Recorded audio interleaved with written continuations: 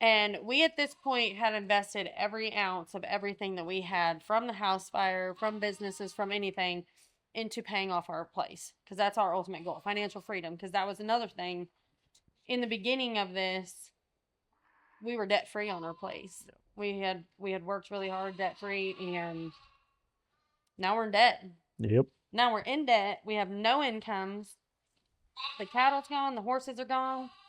The sawmill's gone. And we decided that for me to stay home, you were going to work off property, but for me to stay home, we still had to have an income, and we took all that money. And what did we do? We bought sheep. We didn't just buy any sheep. No, we already had sheep. We had sheep. We had good sheep. We had small number of sheep. We'd always had big acreages, small number of sheep. Everything was perfect. They lamb cute. We had heat lamps. We were in little stalls watching them give birth. It was a really, really fun experience. We didn't know the hell that we were fixing to walk into when we called. Not the barn that we're really involved with now, but we called another barn and friends. When you have friends who are traders and buyers and growers, those are not those are not the people that you want buying keep stock for you. Yeah. Because when you give a person like that, and I know because we've been in that place before in our life as well, so I'm speaking on our behalf as well. But when you give a trader a open check and say keep them coming till we tell you to quit, we You gather them. you gather quickly. You Yeah. gather three-legged sheep. Yeah. You gather wethers. Yeah. I'm pretty sure we had some pygmy billy goats in there. I don't know if there was goats. I mean, Some were it questionable. was okay. Some were Yeah, questionable. it's pretty rough. It's pretty rough. So we end up with around 300 head, which is really, we have way more than that now, and they're super manageable. But when you get the worst of the worst, Yeah. the sick, the dying, the parasites, the coccidia, all the things, chlamydia, there's no telling what all was in this block that we had. Mhm. And then not only that, but we had bought them at a time of the year where we had always lambed in the winter. It was great. We had fun. No, when you lamb out 300 head, and majority of them, I feel like were first timers, probably bred to their very, very close relatives multiple times over. It's a nightmare. It was pretty rough. It was more than rough. There was some pretty sleepless nights. We had an old barn that could have fit maybe 30 sheep, and we had 300 packed in that thing. He was working during the day. I would stay up all night. You would go to work. I'd try to stay up during the day because when these ewes lambed, it was in the coldest snap in Missouri, I think, for a prolonged period of time. Maybe ever in history is what it felt like. It definitely felt like it was so bad that I remember one night I'm out there and there's sheep everywhere. And so if a ewe drops a baby and gets up and takes off because we're not prepared, we've had happy experiences. Everything went well for us, and now everything is the train is off the tracks. We are derailed, crashing. But keep in mind that we've invested everything into this. Yeah. This was now we have invested all of our money. Now we have horrible sheep. There's no way we can get our money back. So the only way we have to is just to fight. Grind Literally it out.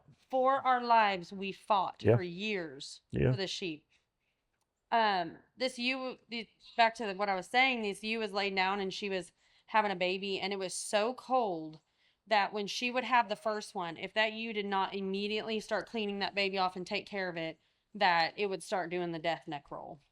And as I'm watching this happen, I remember like crying. I don't know what we're gonna do. Not because that lamb was freezing, but because I looked down the wall and there's like, I don't know how many, 6, 8, 10 of them having the same thing. I would just wear bibs, just grab babies and just put them in. And I remember one night, I can't do anymore. We're having so many lambs come in because so many ewes are just dropping these things in the freezing cold. And this really was like a 2 week span, and you should not go that long without sleep. And when they would have them, I would have to take them because I didn't even know where the mother went. She's just gone. They're the worst of the worst of a sale barn special ever. And so this lady, I can't take it anymore. And I put them on Facebook, and we had dog pens. Our garage was super cute. And it really would have been fun for all the visitors that came to see us. It was like, oh, this This is is so so cute. awesome. and it's living hell. And I'm listening, thank the Lord, I find Big Tom Perkins and Cameron Miley on the Grazing Sheep podcast. And I would cry on a bucket in my garage and listen to Big Tom and try to figure out how we were going to save ourselves, because I would call vets, I'd call all these people, nobody would answer. They didn't have any help for us, because they're just like, get rid of the sheep because they're such bad genetics. We're not going to get you out of this. Right. And I understand that now, but at the time, I'm just looking for this miracle that they can offer us to just help us get through however that is. So I have to figure out medications, how to Band-Aid this, and how to make it work. And whenever I had taken those bottle babies and I finally had put them online, I was like, please, bottle babies for $25, $50. I don't care. Free, come and get them. And this lady who had all these registered Dorbers, and I'm telling you, like, the most beautiful flock I've ever seen, comments on there and it's like, I don't know what's wrong with your flock, but you have some serious troubles if you're having this many bottle babies. And I'm like, Karen, I have 300 sale barn specials and you have 30 registered Dorpers. We are not in the same league. Yeah. Mind your own. Yeah. And so, looking back, we probably should have bought 50 instead of 300. yes, good stock. We should have just started small, went with better genetics, all the things, but we're trying to get as many as we can, biggest bang for our buck. We need the numbers because we need the babies, but we spent every profit that we had. We were selling stuff to pay for medicine to try to keep this flock going. So it was awful. We know now why the Lord had us go through that. And it was truly because we have been in the pits of bad genetics in over our head. No one to talk to, no one to look through. That's why we're so passionate about mentoring and doing what we do today, because there was nobody. No. I would sit on a bucket. He'd be at work. I'd sit on a bucket, doing rounds, staying in the barn, sleeping in the barn, feeding babies every 2 hours. And then I would just listen to podcast after podcast. If I would hear something, I would just Google it and try to figure out what it was. So all day long, every day, for about 24 hours a day, if I could catch a cat nap, I would be listening to a podcast on how to educate ourselves. And I would started talking to other producers, started asking questions to people I seen online, and got some bad information. Absolutely. One guy had told me one time, he's like, that lamb needs a beard. I was like, a beard? And he's telling me about this story, and he's like, go home and give it a beard. Well, like, okay, he must know what he's talking about. He was very, very sure and confident in what he said.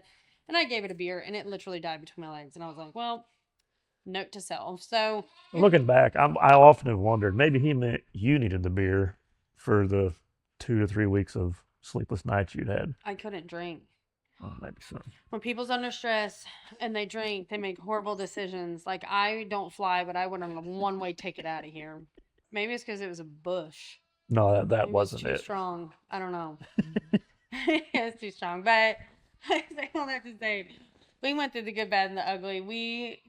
We trialed, erred. Sadly, we lost a lot of sheep, and it was hard. And I know why farmers have such a hard time, because sometimes when your stock's dying, you don't know what to do. You're asking vets for help. You're begging. And I see so many people online say, ask your vet. Sometimes if it's a dog and cat vet in their area, they're not going to understand where they're coming from. So they might give false information. That person takes it as the gospel. So I do feel that we need to be informed and really research and know what we're talking about. And because we can get some bad information from different sources. But thankfully, after that spring, we had a really nice high-end performance vet in the horse industry. And I'm talking about the sheep, and just, man, I've been going through it. And she said, well, Marquis, you know that I do sheep. And I'm like, what? All these years, I've been sitting here going through it for like 2 years, trying to fight for my life. And we got hooked up with her, and everything changed. Yes. That day it changed. Yes. We started being more informed about what we needed to do. And I remember people saying, oh, you guys sure do spend a lot on vets. Well, we spent a lot on a vet in that moment. We needed Caitlin. Mm-hmm. And we spent a lot on vets to save the thousands. Yes. Truly, that would come behind it. And so through that whole process, we're finally at a place where we got Caitlin on board. We pretty much know what we're doing at this point. We're rotationally grazing. Before we weren't. We were set No. like we always had been, and so that was a complete nightmare too. You have to rotate. That is, people when they say that. I remember people saying, "You guys need me rotating," and I thought, "What is rotating going to do for us?" Yeah, well, Yeah. it changed. Turns everything. out it's pretty Yeah. pretty crucial. Absolutely. Yeah. So, but you got to think we had always grew them and we had traded them. We had grew them on feedlots and we had traded them where to where we would get some ewes, worm them, kick them out. And so that was so different than raising families. Yes. So different. You're going through everything with that. But so now we're through all the thick of it and we're chasing genetics. So when we started